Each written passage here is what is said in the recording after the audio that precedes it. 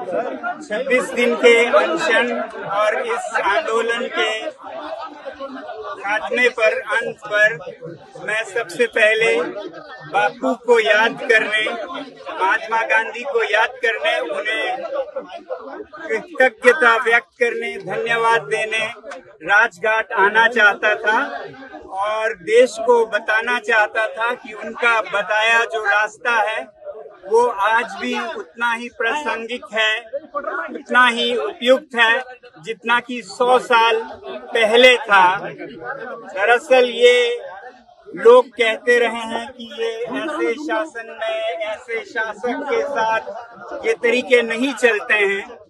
मेरी समझ है कि ये शासक या शासन से ज्यादा जनमानस, जनता के दिल तक संदेश पहुंचाता है और कोई भी सरकार हो, कोई भी शासन हो, वो जनता की सुनते हैं, चाहे मेरी ना सुने या आंदोलन जो करते हैं उनकी ना भी सुने। तो ये जो उनका तजुर्बा था, एक एक्सपेरिमेंट था, उसे फिर सफल होते देखा मैंने। इससे पहले 5-6 सालों में लद्दाख के स्तर पर हम इस प्रयोग का, गांधी जी के इस प्रयोग का उपयोग करते, उस पे अभ्यास करते आए हैं और उसे बहुत उपयुक्त, बहुत प्रासंगिक देखा, मगर मुझे देश के स्तर पर नहीं पता था।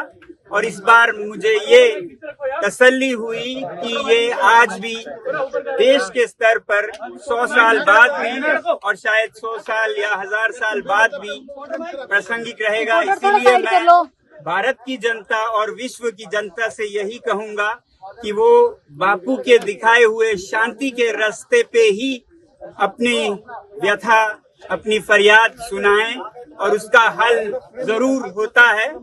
देर से होता है मगर अंधेर नहीं होता है, ये हमने देखा। एक बार में आप सफल हो जरूरी नहीं है, मगर अधिकतर आप सफल होते हैं अगर इस रास्ते पे चलते हुए खुद को पीड़ा दें, खुद के शरीर पे पीड़ा लें और किसी दूसरे को पीड़ा ना लें, तो वो किसी भी कठोर से कठोर दिल को भी पिघला सकता है। ये हमने फिर देखा है। मैं बधाई देना चाहता हूँ इस देश की युवा पीढ़ी को, इस देश के जनसाधारण और सभी नागरिकों को, बड़े बूढ़े, छोटे बड़े, और जो आयोजक युवा थे जिन्होंने इस आंदोलन को बहुत ही शांतिपूर्ण तरीकों से आगे लिया, उन सब का बधाई देना चाहता हूँ। हमें ये समझना होगा कि ये अगर हल कुछ हुआ है, कुछ उपलब्धि हुई है, तो वो हमारे बाजुओं की ताकत से या हमारे लाठियों या पत्थर से नहीं हुआ है, ये हमारे शांति की अपील से हुआ है। खुद पर जो हमने पीड़ा ली उससे हुआ है, बल्कि जो लाठियां और पत्थर हैं उनसे तो बात और बिगड़ने का डर था। कारण मुझे ये शांतिपूर्ण पथ को समय से पहले ही रोकना भी पड़ा, क्योंकि हम सब शांतिपूर्ण रहे, यही मैं चाहता था, चाहता रहूंगा और यही संदेश दूंगा कि ये प्रयोग बहुत ही सफल प्रयोग है। आज के भारत में भी, कल के भारत और विश्व में भी इसी पथ पे हम चलना चाहेंगे और देश को भी यही संदेश देंगे। इसीलिए हम यहाँ पर प्रणाम करने, उन्हें याद करने आए हैं। इस्तीफे का कोई मतलब नहीं है, इस्तीफा एक शुरुआत है।